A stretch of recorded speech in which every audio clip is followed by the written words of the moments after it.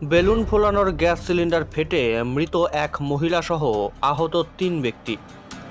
নদিয়ার কল্যাণীর সগুনা গ্রাম পঞ্চায়েতের ঘোড়াগাছার ঘটনা। জানা যায়, ওই এলাকায় একটি স্কুল মাঠে গত ৩ দিন যাবৎ মিলন মেলার আয়োজন করা হয়। ওই মেলার কাছেই এক বেলুন বিক্রেতা গ্যাস বেলুন বিক্রি করছিলেন।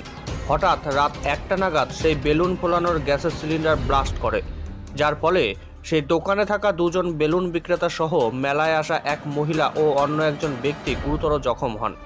এরপর আহতদের মধ্যে দুজনকে কল্যাণী এইমস ও বাকি দুজনকে কল্যাণী জেএনএম হাসপাতালে নিয়ে গেলে চিকিৎসকরা জানান আহত হওয়া মহিলা মারা গেছেন।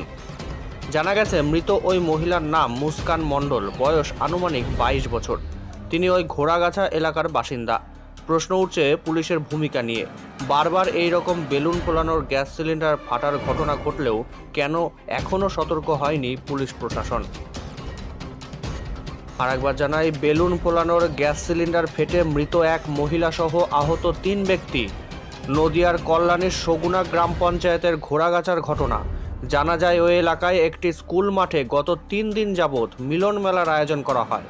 সেই মেলার কাছেই এক বেলুন বিক্রেতা গ্যাস বেলুন বিক্রি করছিলেন।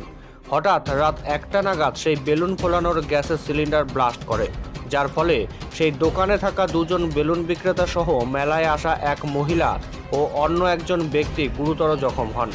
এরপর আহতদের মধ্যে দুজনকে কল্যাণী এইমস ও বাকি দুজনকে কল্যাণী জেএনএম হাসপাতালে নিয়ে গেলে চিকিৎসকরা জানান আহত হওয়া মহিলা মারা গেছেন। জানা গেছে, মৃত ওই মহিলার নাম মুস্কান মণ্ডল, বয়স আনুমানিক ২২ বছর। তিনি ওই ঘোড়াগাছা এলাকারই বাসিন্দা। প্রশ্ন উঠছে পুলিশের ভূমিকা নিয়ে। বারবার এই রকম বেলুন ফোলানোর গ্যাস সিলিন্ডার ফাটার ঘটনা ঘটলেও কেন সতর্ক নয় পুলিশ প্রশাসন? কালকে ঘটনাটা আমার একটা চায়ের দোকান, আমরা চাটা বেচি, ফাংশন প্রোগ্রাম চলছিল। তা একটা বেলুনওয়ালা এসে ওই ক্লাবের সামনে বসে। এইবার ও বেচা কেনা করতে করতে এইবার দেখি ঠিক ১টার দিকে, হ্যাঁ, যেরকম বোম ফাটে ওইরকম একটা আওয়াজ হলো। আওয়াজ হওয়ার পরে, হ্যাঁ, আমার দোকানের পিছনে ক্লাবের ওখানে আওয়াজ হলো। আওয়াজ হওয়ার পরে এইবার দেখছি আমার এই টটের ওপরে এখনও আছে ওই যে বস্তা দিয়ে যে সিলিন্ডারটা ঢাকা থাকে, ওই বস্তাটা আমার এই টটের ওপরে এসে পড়েছে। আর তখনই দেখি, তাকিয়ে দেখি যে ওখানে একটা মেয়ের পা মানে ইয়ে হয়ে গিয়ে টোটোর সঙ্গে সাঁটিয়ে আছে আর কি, পা ছিল না। তারপরে আরেকটা ছেলে দেখি দৌড়ে এসে এইখানে এই মাঠের দিকে চলে আসলো, এসে দম করে পড়ে গেল। তারপরে ওখানে ওকে সবাই মিলে হাসপাতালে নিয়ে গেল।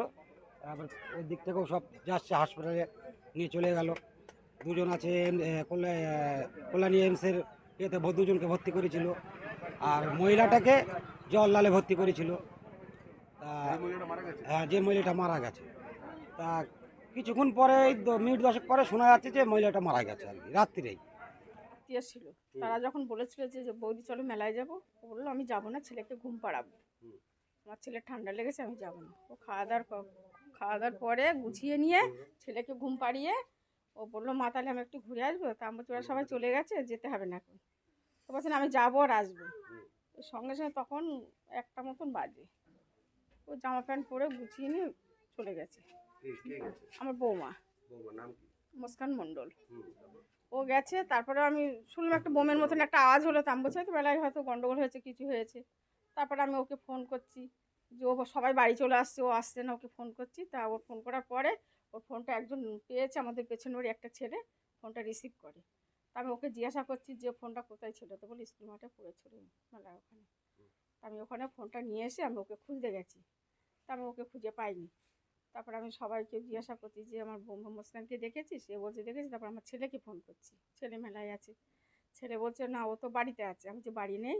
তো ও আবার আমার ছেলে বাড়িতে এসে এখানে আমার মনে হচ্ছে যে আমি হয়তো মিথ্যা কথা বলছি, যে ইয়ার্কি মারছে আমার ছেলের সঙ্গে, যে এরকম ঝামেলা হয়েছে হয়তো বাড়ি আসার জন্য, আমার ছেলে বাড়ি আসার জন্য হয়তো বলছি। তো ও বাড়ি এসে আমাকে জিজ্ঞাসা করছে যে মা সত্যি বাড়ি নেই? আমি বলছি না, ও এইমাত্র গেল। ওই তখনই আমি ওকে আর খুঁজে পাইনি বা আর কিছু জানি না।